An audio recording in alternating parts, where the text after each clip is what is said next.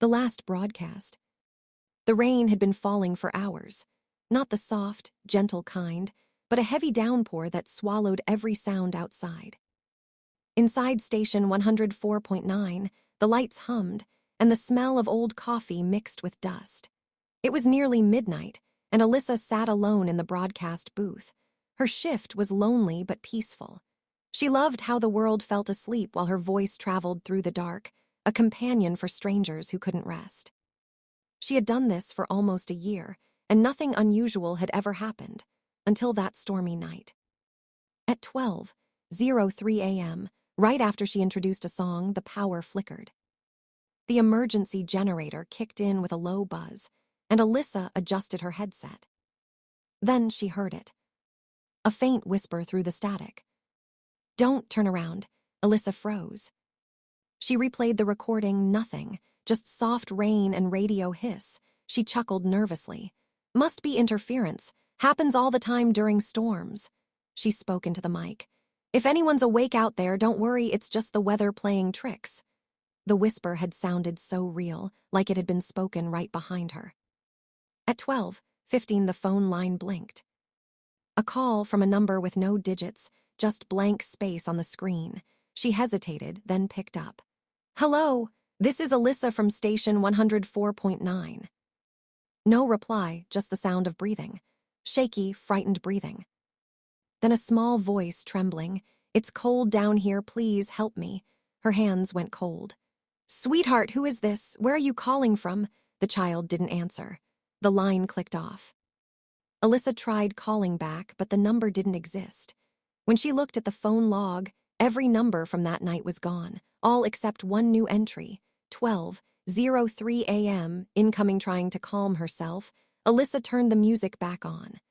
But when she looked up, she saw something that made her breath catch fingerprints, tiny ones. Pressing into the fogged glass window from the outside of the booth, she walked closer, heart pounding. There was no one in the hallway.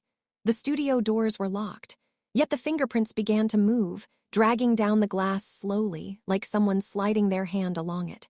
Then came a tap. Tap, tap, tap.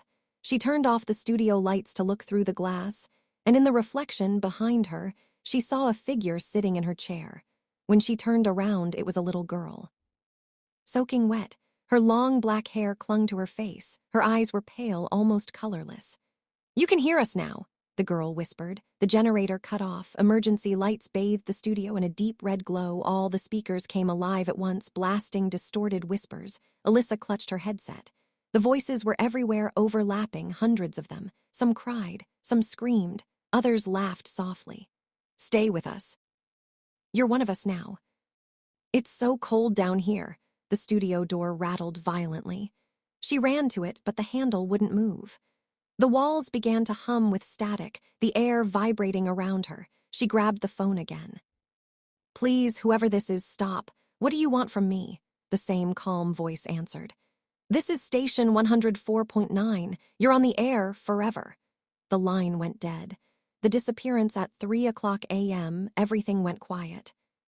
The lights came back. The storm stopped. The studio looked normal, empty, silent. Only Alyssa's headset lay on the floor, spinning slowly. When the manager arrived in the morning, he found the microphone still live. The red ON Air sign was glowing, but Alyssa was gone. No trace, not even her coat or phone.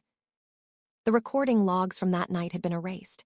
Every sound, every word wiped clean, except one continuous broadcast file labeled 12:03 a.m. When they played it, the engineers heard Alyssa's voice. Calm, cheerful, professional. "Good evening, listeners. You're tuned into station 104.9.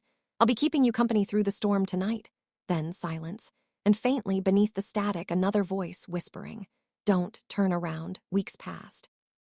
The police searched, but Alyssa was never found. The station reopened, and new DJs took the night shift.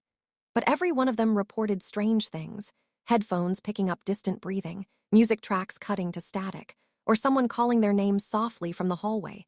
Listeners began to send emails, saying they heard two voices during the late-night show, the DJ and a woman whispering between the songs. No one stayed long. Eventually, station 104.9 shut down completely. But every year, on the anniversary of the storm, if you tune your radio to 104.9 at exactly 12:03 a.m., you'll hear her. Her voice is faint, hidden in the static, still cheerful, still trapped. Good evening, listeners. This is Alyssa, coming to you live from station 104.9. Don't turn around.